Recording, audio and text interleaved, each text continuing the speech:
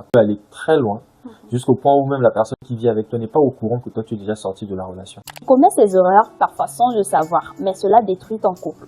Découvre donc comment les éviter avant qu'il ne soit trop tard. Bienvenue dans cette nouvelle vidéo. Ici FMs, nous sommes super contents de te retrouver et on espère que tu te portes super bien parce que nous, on va bien. Très bien. Si c'est la première fois que tu viens de nous découvrir, n'hésite pas à faire un tour sur la chaîne, à regarder ce qu'il y a à voir, mais aussi à t'abonner, à activer la cloche de notification parce que ça permet de faire grandir la communauté. En tout cas, je te prie de suivre cette vidéo jusqu'à la fin pour pouvoir découvrir toutes ces erreurs et surtout la dernière. En tout cas, ça sera une erreur très évitable. Pas inévitable, mais évitable. Alors, bien évidemment qu'il existe plusieurs erreurs, mais dans cette vidéo, on a pu sélectionner quelques erreurs que nous allons échanger avec toi. Alors, mon amour, tu peux nous dire c'est quoi la première erreur? La première erreur consiste tout simplement à laisser la rancœur s'installer. Si tu laisses la rancœur s'installer et s'accumuler dans ta vie de couple, c'est fini pour vous. Pourquoi? Parce que tu seras le genre de personne qui va commencer à accumuler, jusqu'à ce qu'un jour tu pètes.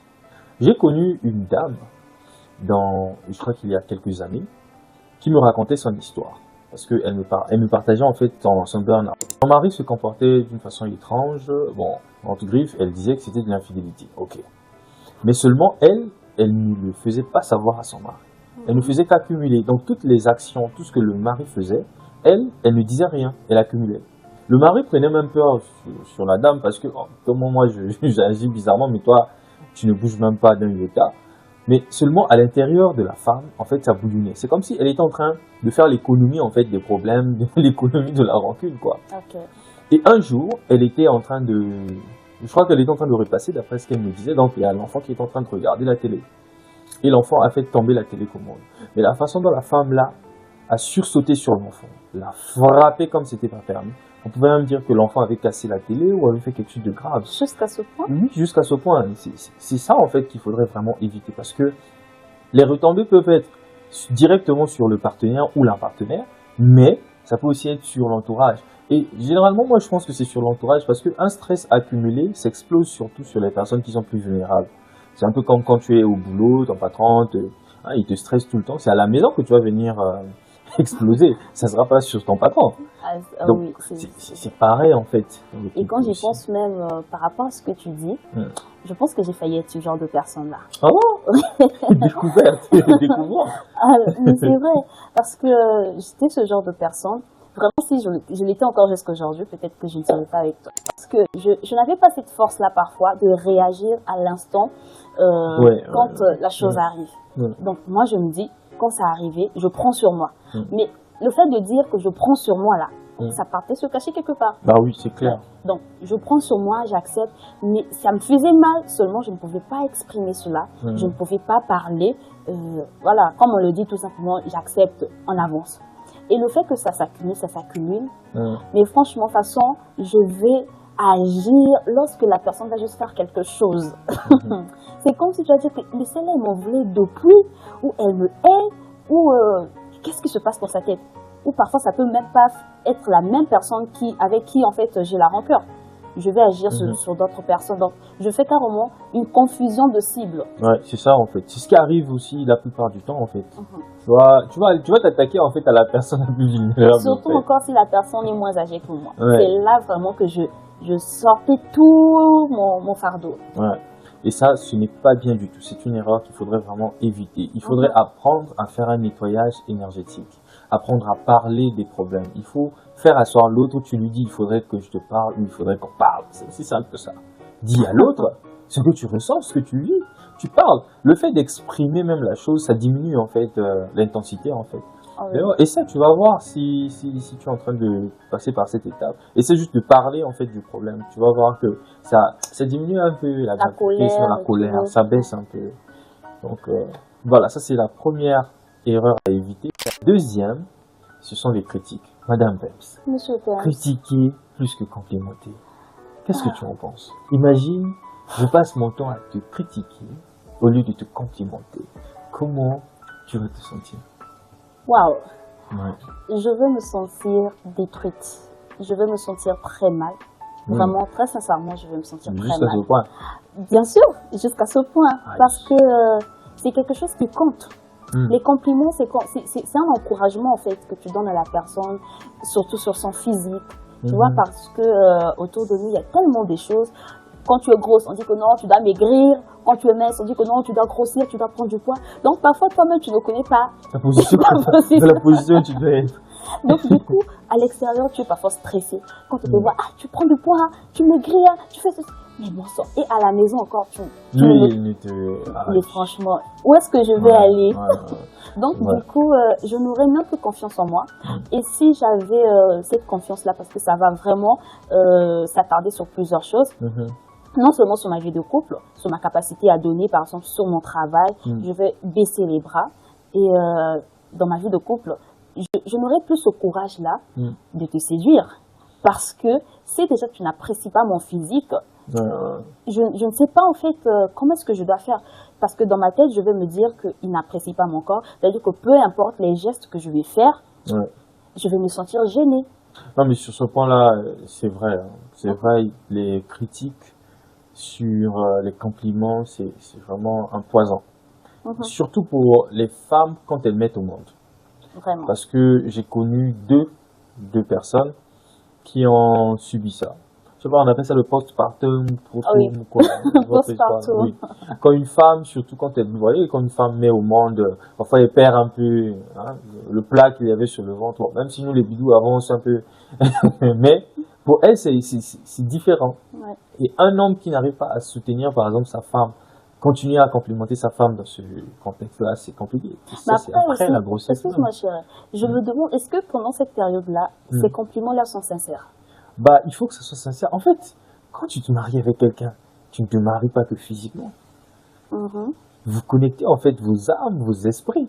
Ça veut dire que tu as trouvé la personne belle à un instant T, tu dois continuer à la trouver belle jusqu'à T, je sais pas, plus infini. C'est comme ça. C'est un choix que tu as fait.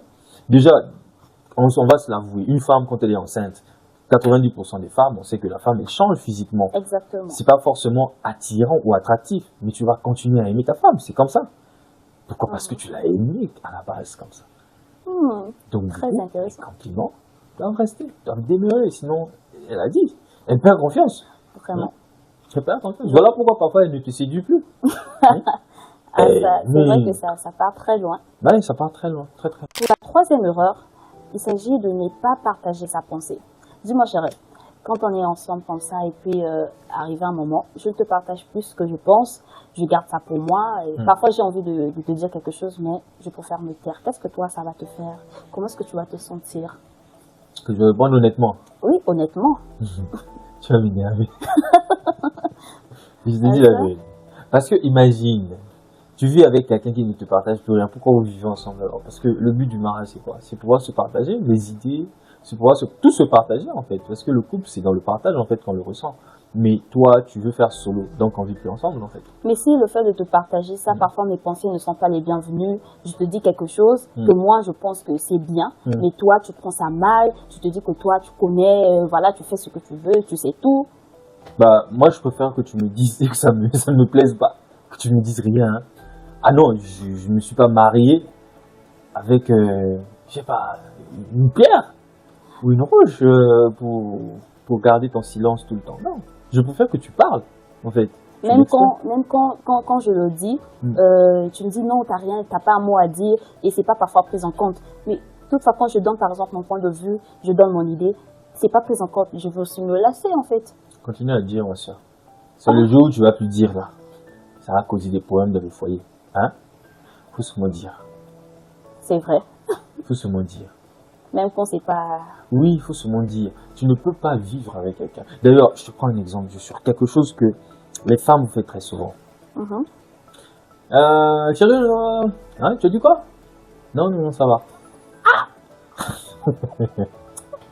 C'est-à-dire, quand vous faites ça, non. Ça énerve. Ça énerve. Oh. Après, je te dis, tu as dit quoi? Je n'ai pas entendu. Non, ça va. Ah, dis-moi, maman. Non. Hé, ma soeur. C'est quoi l'histoire? On a un problème ou bien? Parfois, on se rend juste compte que c'était pas la... Ouais, mais dans ce contexte, dis-le à l'autre, tout simplement que non. Voilà, j'ai oublié. Tu partages, en fait. Le but, c'est pas que tu te taises, c'est pas que tu restes calme. Vraiment, il faut partager, il faut continuer à exprimer sa pensée, ce que tu as au fond de toi. Déjà, en fait, si tu commences à garder, tu deviens cachotière, en fait. Oh, la cachotterie dans le couple, c'est pas bien. Ok. C'est pas bien. Moi, je pense que, voilà, c'est une erreur vraiment à éviter de ne pas partager ses pensées. Sinon, tu partages pas ta vision, tu partages pas ce que toi, tu visualises, en fait, de vous, de votre foyer. Attends, ça va très loin, en fait. Ça va très loin, quand même.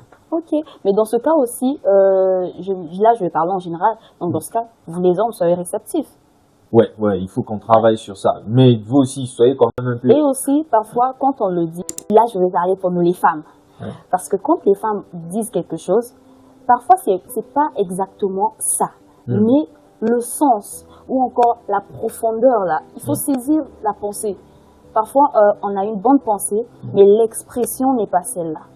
Bah oui, là, c'est maintenant un travail en fait qu'il faut faire. L'homme doit le faire pour pouvoir voilà, être patient, de comprendre. D'ailleurs, on parle de ça dans plusieurs vidéos déjà sur la chaîne, sur la patience. Quand l'autre parle, il faut d'abord prendre une pause, ce genre de choses. C'est ce qui va aider en fait à pouvoir comprendre. Maintenant, si tu sais que toi, la femme, tu tardes souvent dans tes idées, mais prends le temps aussi de bien construire tes idées. Mais oui, parce que tu vas demander le travail à l'autre, mais toi aussi, il faut que tu fasses un travail. Bon, c'est vrai qu'il faut faire la part des choses. Faire la part des choses. La quatrième erreur qu'on aimerait partager avec toi, c'est tout simplement le fait de vivre en mode automatique. Beaucoup de couples sont détruits aujourd'hui à cause de ça. Ils savent pas, hein, ou bien ils savent, je sais pas. Ah bon? Ouais. D'ailleurs, tu le sais très bien, chérie. Il y a plusieurs personnes qu'on connaît dans notre entourage où on nous a révélé, par A plus B qui est égal à Y, que non, madame dit clairement que je suis là à cause des enfants. Ah, c'est ce que ça veut dire mode automatique? Oui, le mode automatique, c'est tout simplement ça. Tu restes malgré toi. Genre, tu vis juste sans être là, quoi. Okay. J'ai aussi connu quelqu'un, un homme, qui vivait chez lui avec sa femme et ses enfants, mais n'était pas là. Pour lui, la maison, c'était un refuge. Genre, il va au boulot, il rentre, il mange, il dort, il sort. Okay. C'est tout.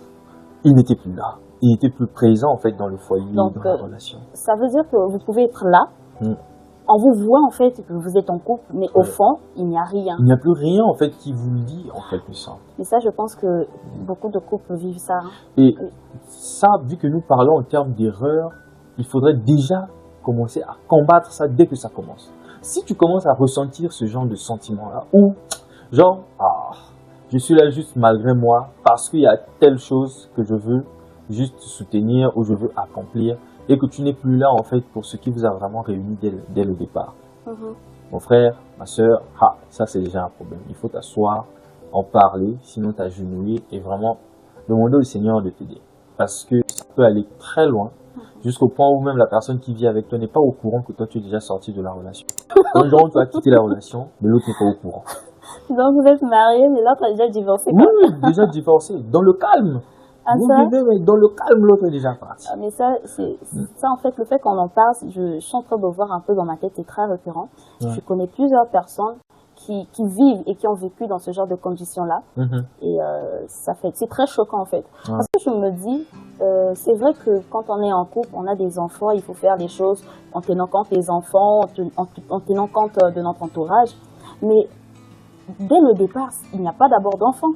Non, il n'y a pas d'enfants. Ce ne sont pas les enfants en fait qui vous ont réunis. Hein. Bon, peut-être si vous êtes en couple ou on vous a, je sais pas, on vous a jeté les enfants sur vos têtes ou je sais pas comment. Mais sinon, à la base, c'est pas les enfants qui vous a d'abord réunis. Hein. Oui, parce que vous êtes deux, on est deux, pas d'enfants. Donc, s'il s'agit de sortir du couple sans pourtant l'exprimer, mais je vais vivre pour qui alors? Bah voilà. Ça veut dire que tu arrêtes la relation. En fait, tu arrêtes la relation. C'est compliqué, hein. Il faut vraiment faire attention à cela et c'est quelque chose qui revient beaucoup maintenant dans les foyers. Et je me demande bien, qu'est-ce qui peut causer ça en fait? Alors, il y a plusieurs causes. Est-ce qu'on va en parler dans cette vidéo?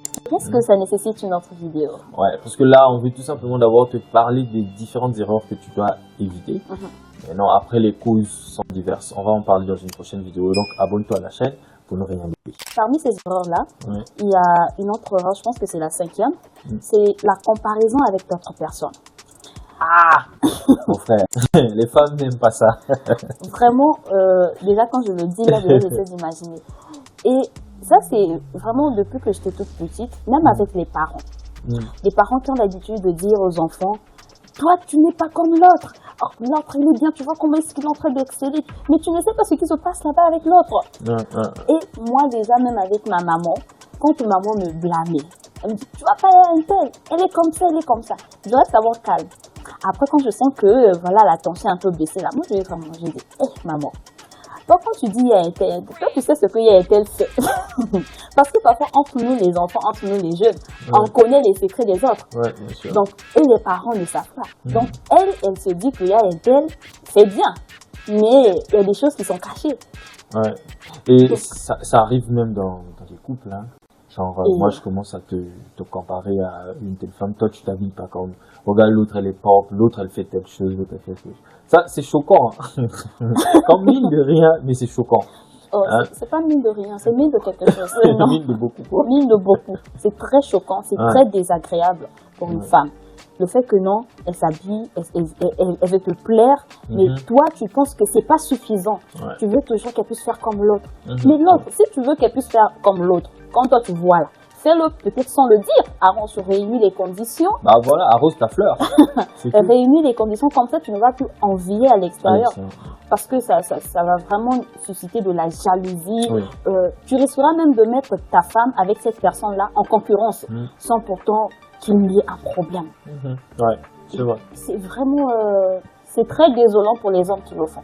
Ouais, mais aussi les femmes qui le font auprès des hommes. Hein. Il y a des femmes qui... Bon, lui, il a une voiture, toi, tu as une voiture. Bon, nous, c'est plus sur le matériel. Hein. Parce que le bidou, là, ça vient toujours. Bon. Oh.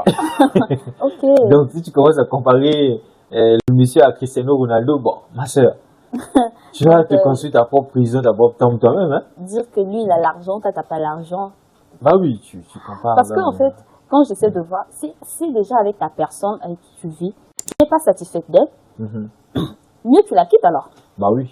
Parce que toutefois, tu vas souvent commencer à envier à l'extérieur. Tu ne sauras jamais, tu ne vas pas pouvoir contempler ou encore te réjouir de la personne qui est avec toi. Oui. Tu ne vas pas te satisfaire de ce que tu as. Au lieu de rester là, d'envier pour aller manger à l'extérieur.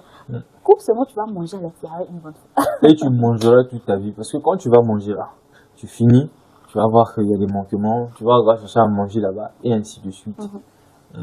Donc, il faudrait vraiment éviter cette erreur de comparaison-là. C'est vraiment... c'est très toxique. C'est très toxique dans la relation. Ça détruit très vite. Alors, la dernière erreur que je t'ai dit, je t'ai gardé ça à la fin avec Madame Pems, c'est tout simplement oublier les petites attentions. Généralement, quand vous vous êtes mis ensemble et vous avez commencé à prendre de la durée dans la relation, on commence à oublier les petites attentions. Et ça, c'est le fait de s'habituer. On pense que le fait de vivre avec quelqu'un, donc tu t'habitues en fait, c'est une habitude. Mais vivre en couple n'est pas une habitude. Ce sont des expériences qu'on vit tous les jours. On découvre, comme on dit, chaque jour un nouveau dossier. Bah oui, déjà, tu sais d'ailleurs avec toi et moi, on essaie de faire de notre mieux que nous essayons en fait de ne pas rentrer dans cette routine-là. On n'est pas à l'abri de tout ce qu'on est en train de dire. Hein. Nous aussi, on est vraiment, on est confronté à ce genre de choses. On s'éduque, on se fait violence, on essaie. D'ailleurs, en faisant même ces vidéos-là, on se dit, ben, c'est comme l'épée de Damoclès qu'on met sur notre propre tête. Faut dire que vous-même là. Chérie, tu te rappelles dernièrement quand j'ai connu quelque chose, tu m'as renvoyé sur la vidéo. J'ai dit, mais on a dit ça dans la vidéo, tu regardes ce que tu es en train de faire. C'est la prison. Donc du coup, il faudrait vraiment essayer de ne pas rentrer dans cette routine-là. De toujours essayer de raviver la flamme par des petites choses. En fait, moi je me dis, là je te partage ce que moi je fais par exemple de mon côté, c'est que je pense à notre passé, tu vois, ce qui marchait dans le passé. Tu ramènes ça et je crée aussi de nouvelles choses en même temps, tu vois. Ça commence à s'agrandir et on n'est pas dans une routine forcément. Ce que nous les femmes parfois on oublie, c'est que l'homme est changeant. Et le fait de l'habituer, quand il va changer là, tu vas pas comprendre parce que tu te dis que non, je le maîtrise, je le connais, il peut pas faire ça. Là, tu as créé quelqu'un pour maîtriser. En fait, on peut pas maîtriser l'homme. Il faut juste en fait, voilà, vivre de nouvelles expériences ensemble, se découvrir, on continue à se découvrir. Parce qu'il y a même des couples qui ont vécu 40 ans de mariage, 45 ans de mariage, qui continuent encore à se découvrir, à découvrir les comportements des autres. Tu vois, même parfois la femme est tenue, toi tu as des comportements comme ça. Mais non, vécu 45 ans de mariage. Est-ce que tu te rends compte? Ça veut dire que tu peux pas finir en fait de connaître quelqu'un. En effet, c'est ça en fait. Tu vas pas découvrir la personne du jour au lendemain juste comme ça. C'est au fur et à mesure. Mais s'il faut découvrir cette personne, mais c'est en conservant toujours cette flamme-là qui va faire que vous continuez à vous découvrir tous les jours. Se rappeler un peu de ce que vous êtes en train de faire avant, voilà. Les petits cadeaux. En fait, même des attentions, on n'a pas besoin de grand-chose. Hein. Bah oui, les attentions, c'est même un petit bisou, un petit câlin, un dire je t'aime. En fait, il y en a tellement. D'ailleurs, la précédente vidéo, on a parlé de ça. Ah oui, oui. Donc, n'hésite pas juste à regarder la vidéo qui est juste là. On a parlé en long et en large, je crois, à ce sujet-là. Voilà, nous sommes arrivés à la fin de cette vidéo. Merci d'avoir regardé jusqu'à la fin. N'oublie pas de t'abonner si tu n'es pas encore abonné, d'activer la cloche de notification. N'oublie pas de nous dire en commentaire si la vidéo t'a plu. Comme ça, on pourra faire une autre vidéo dans ce sens-là pour parler d'autres erreurs qui existent pour ne pas que tu puisses détruire ta relation. Alors, on se dit à très bientôt dans une prochaine vidéo. Porte-toi bien. Ciao, ciao. Ciao.